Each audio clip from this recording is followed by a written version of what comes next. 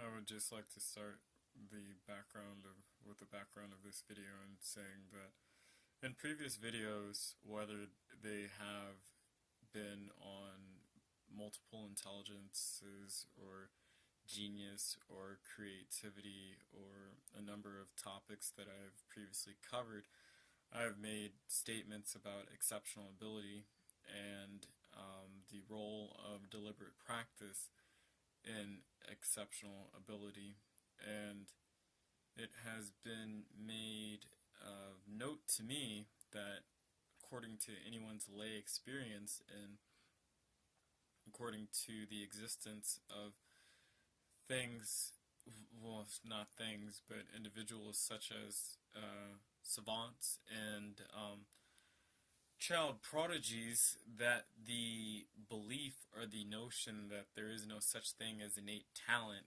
cannot be the entire picture of exceptional ability and skill acquisition, primarily the factor of skill acquisition. And so I think people misunderstand my view on innate talent and my view on aptitudes or skill acquisition.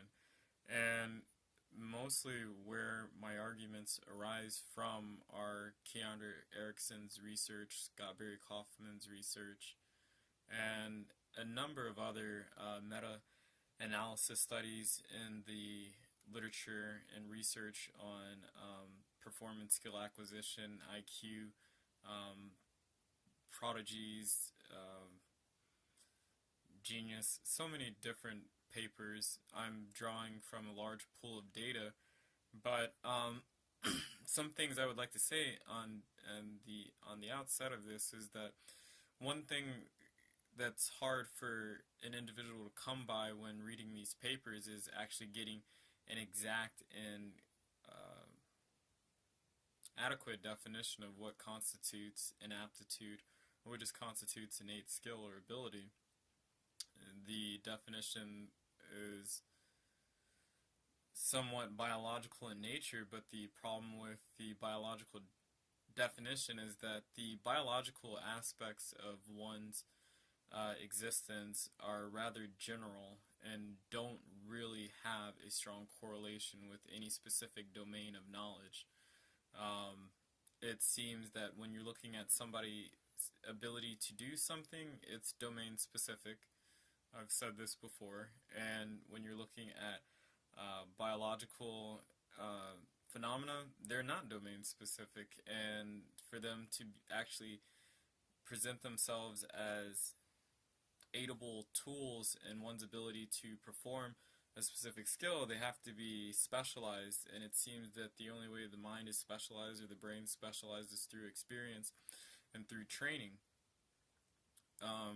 Primarily what Keandre Erickson calls deliberate practice. Now, this does not mean that there is no such thing as innate talent, but it's just to say that what the definition is rather difficult and is unsatisfactory in the literature that exists, and mainly the way that the literature that exists that supports the position that there is a such thing as innate talents and aptitudes usually has a circular form of reasoning, and so far as that the girl's ability to play the piano exceptionally well means that she has a musical talent or musical ability. And there's a problem with that because that's not explaining what preceded what or how this thing actually arose or exists. It's just no causal explanation. There's no causal explanation in that loop or in that chain of reasoning. That's why circular reasoning is just fallacious, because you're not actually pulling out any new or salient proposition that substantiates the one that's being proposed. So that's, I suppose, my first statement and quip. So moving from that, it's to say that when we're talking about innate talent and ability, if we're not merely speaking of biological factors, because biological factors are general, so they have to be specified, so you don't get away from the question of deliberate practice and its role in skill acquisition and display, and with the literature that exists, there's not a good scientific definition of what a skill is, and that for me just leads to more problems. Not more problems, but just really more ambiguity and mystery. We cannot say that it doesn't exist, but we can't say with an absolute amount of certainty that it does exist. The only literature that substantiates that innate skills exist is primarily the literature on child prodigies and savants. And the interesting thing with, I'll start with child prodigies. So oftentimes the literature that you read on child prodigies, or just when they're actually studied, which is very infrequent, is that what's shown is anecdotal accounts. And anecdotal accounts aren't, that's not, can that help sort of the scientific process? Yes, but that doesn't really help. At least I don't trust people's memories, and I don't trust anecdotal bits of data to really tell what's going on generally behind the scenes of a phenomena. Its anecdotes are too local and too self-referential for them to be unbiased. And if I'm going off of the parent saying that the child began speaking at 6 months,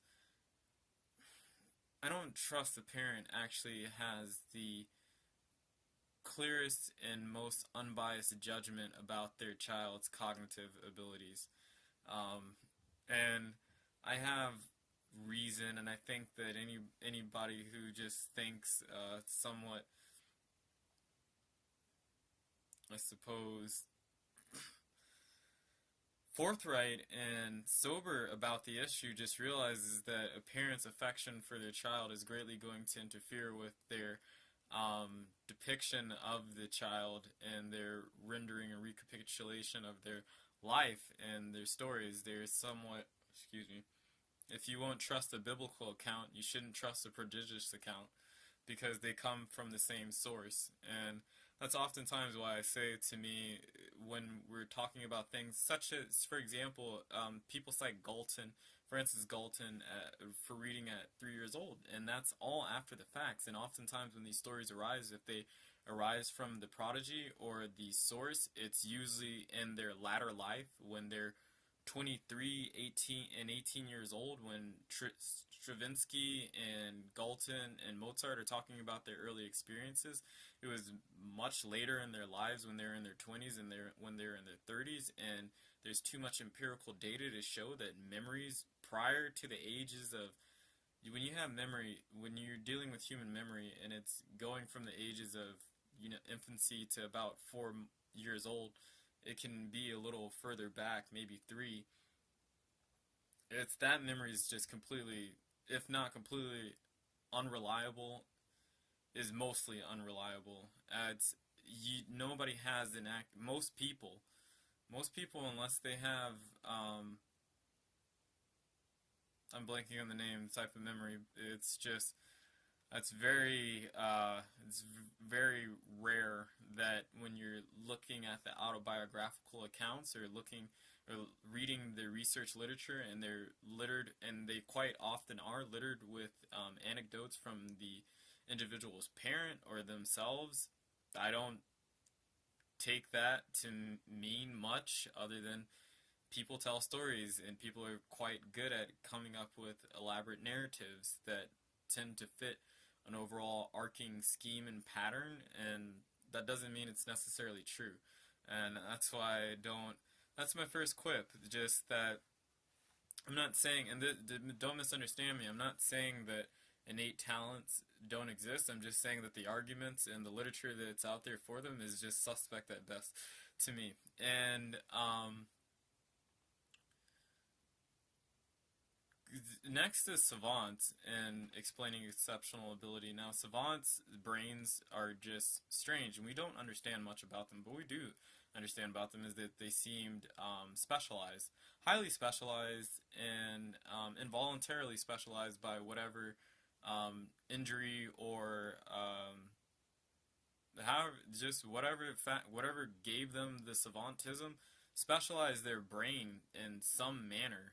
It's if they damage their frontal lobes or they damage this part of their brain had to restructure itself to be able to cope with the loss or the infunctioning of other aspects of the brain, which would be necessary for it to have its correct mental processes. And if somebody doesn't see that the brain is arranging itself in a highly specialized manner through that, or just being born severely autistic or severely, I don't have any other flattering word to say, but retarded in some respects, then their mental structure, their neurophonology is so different from a, a standard brain because it is asynchronistic to a fault. And asynchronistic means its pattern design is fundamentally different. And when you look at asynchronistic pattern designs in other brains, they deal with you find them in experts. So their brains, if they're on a dial between general and being specific, the dial is hard lined pointing towards specialized or specified rather than being any general thing. And that's why savantism seems to be a zero-sum game to some respect, by merely the way that the brain is arranged in the neurophonology of the phenomenon. Now, these things for me just say, and also something about savants is even though they have highly specialized brains, they seem to have a very serious compulsive or obsessive bent to them. They don't pay attention to many other things in the world, and they focus stringently on one thing, and they have a low level of distractibility, it seems to them. And given that even when K. Anders Ericsson or other researchers have studied them, they find similar patterns of training and practice, I'm just saying that you may have a savant, at least they find that they spend a tremendous amount of hours doing a particular thing, and that's a very weighty explanation for what you're seeing in performance. When I see that, I just have to say that, if innate talents exist and people have aptitudes, they're not domain specific, and they're things that are general in nature. I would tend to lean more towards the biological explanation. Well, go figure, I would lean towards biological explanation, but I'm poking a bit of fun at myself. But it's just that, it's to say this, that the brain seems to be very general in its wiring, and then through experiences and over time is made specified for something. It seems like consistent focus on a particular thing makes and maps out the brain to be what it is. You can find this in so many areas to where I don't quite really know where to start, but I suppose start with the example of language and language acquisition in babies. So it just seems like if you talk to your children more and you speak to them like intelligible adults, emphasize, nuance your words, slow them down, put pauses in them, so that the child can process the information and the sounds, just as I've demonstrated, cause them to speak much quicker than children who don't receive that same attention. Hopefully all the parents out there will appreciate that. If you talk to your child like that from the time that they're before they even begin to make noise, or before it even seems like they're able to engage in the environment in an auditory manner, they will begin to speak at alarmingly early ages, as early as 6 months for many children. And this is part of it is this, that neurophrenology, or just the way the brain arranges itself, differs from certain developmental epochs. When a child's brain is primed for language, they learn language. They seem to learn language and sounds better at from the ages of 6 months to about 6 years old than any other time in life. And when you're looking at somebody's exceptional performance in being able to be articulate, or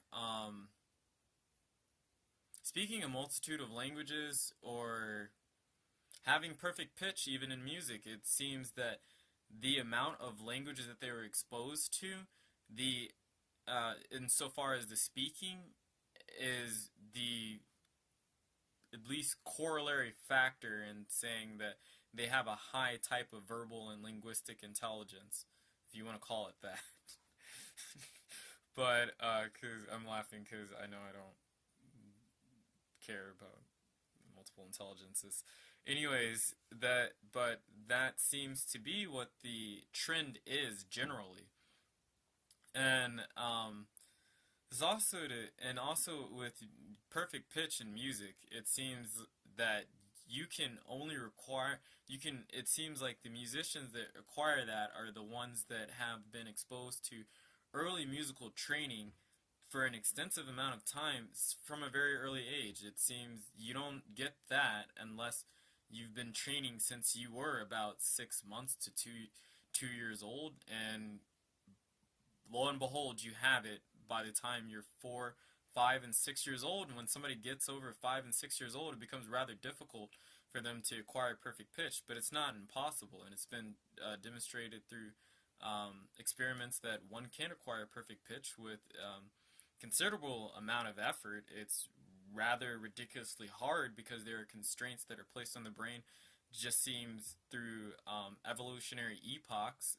It seems like, it's from my perspective, it seems like evolution and its construction of the human mind over time sat there and gave it stages and phases of development that would lead it to be able to be better suited in a very complicated, rapid, and changing environment, and in culture. So I don't want to talk. That's a much more complicated argument, but it just seems to be. It's necessary for me to mention that to just explain why these phenomena are appearing the way that they seem to appear, and why I don't particularly see that if one has an innate ability, it does not differentiate itself from general biological phenomenon. And then if one wants to continue to go on, at least if what I'm saying is specifically this: I don't agree with what most people say constitutes innate ability and skill, but I don't say that it doesn't exist, because I think that's ridiculous. I think that it does exist insofar that people's heights. So for example, for me, not many people know this, but I wrestled in high school and I wrestled in college, and I had aspirations to go to the Olympics. I'm only 5'6". I wrestled at 125 and I wrestled at 109 and 115. But what's so strange, I suppose, what gave me such an advantage in wrestling is the size of my hands for my height. I don't know. I don't think I can. Okay, I can't show or represent just the size of my hands. They're big for somebody who's just 5'6". They're very big. And the length of my arms. I have the wingspan of somebody who is 6 foot for somebody who's 5'6". So you gotta imagine having the massive hands I had and the arm length I had. Anytime I boxed or anytime I wrestled, I didn't have to travel very far to get to somebody's leg.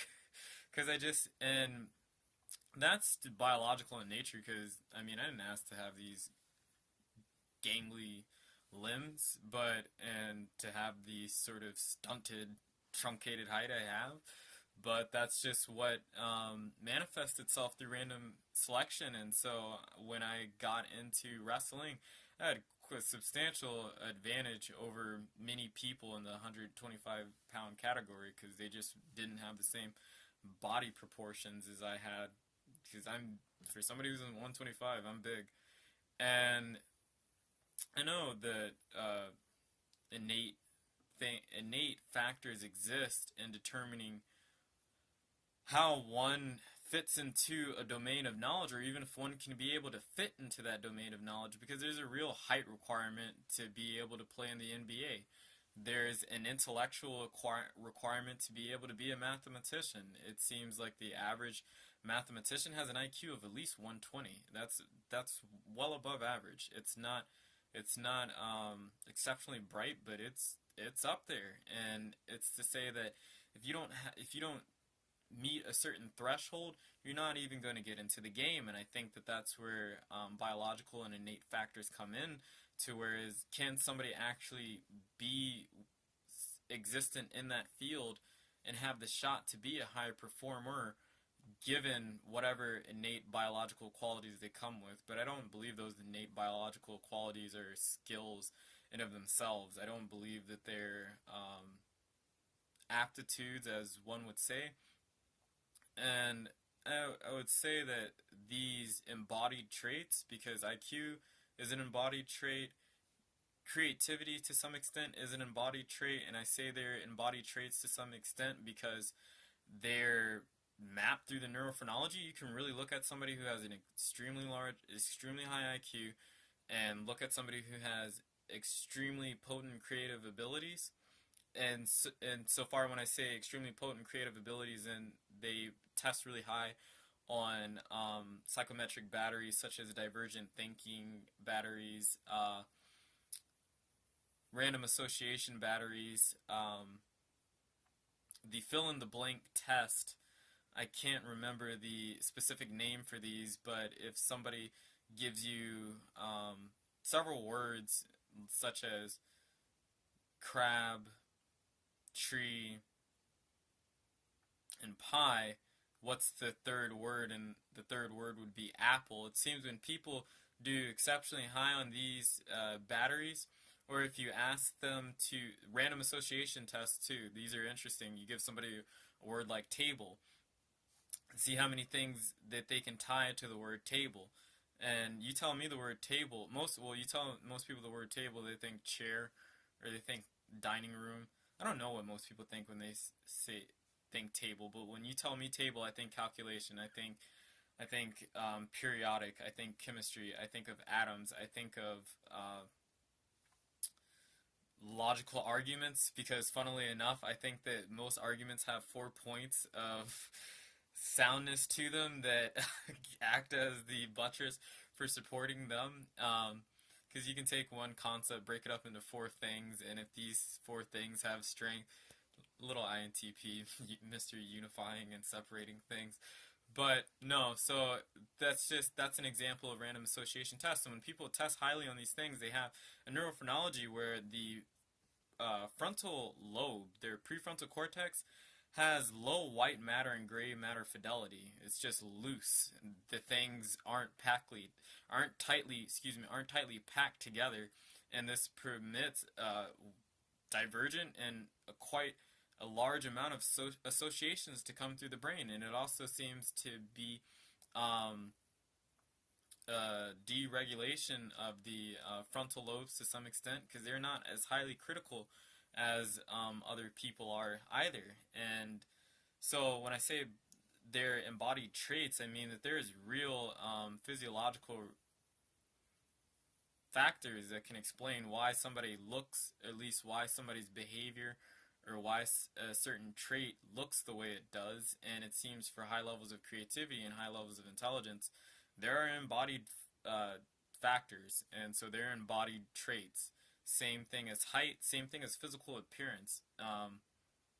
Also digit length on fingers, and how much webbing is in between your toes, or the actual orientation of your toes, how much your big toe protrudes, how much your pinky toe is closer to the rest or farther from the center. It's they're just or the median of the foot. It's just to say this, that there are just so many different factors that are embodied that certainly weigh into, I think, fields like athletics and fields like intellectual fields and domains, because obviously creativity and general intelligence weigh into somebody's potential for performance, but it's all just potentiality and it's all very general. To get it to be specific, it seems like someone needs to practice. And there seems to be also another uh, bit and piece to what makes something innate, and it seems to be psychoschematic wiring, or just the actual psychometric schema of an individual. This is not completely physiological because, or genetic. It seems to be a combination of various things, and what I mean is simply personality disorders. And when somebody is autistic, it seems, well, at least what they found in, so let's return to savants briefly, because there is a study done quite recently that on savants and what really separated them from prodigies. I retract that. Not savants, but prodigies, child prodigies, and what was similar about them and what was different about them with the rest of children of their own peer group, and what child prodigies tested exceptionally high in was working memory. And working memory has a high correlation with the trait of fluid intelligence, and working memory is largely heritable. But working memory, it can be changed with practice. I don't know what can't be changed with practice. I'm looking for something that can't be changed with practice. Believe me, I'm not somebody who has an actual stance on things. I just take data, make a decision, I make a judgment on it, and that seems to be where I stand. My positions change and have changed consistently over time, and they will continue to change with the data that's presented to me. And I usually present data to people and logical arguments to people to try and change their mind, but just to say this, that even working memory, though, it's heritable and it's biological, but it doesn't explain for specific differences. And when you're looking at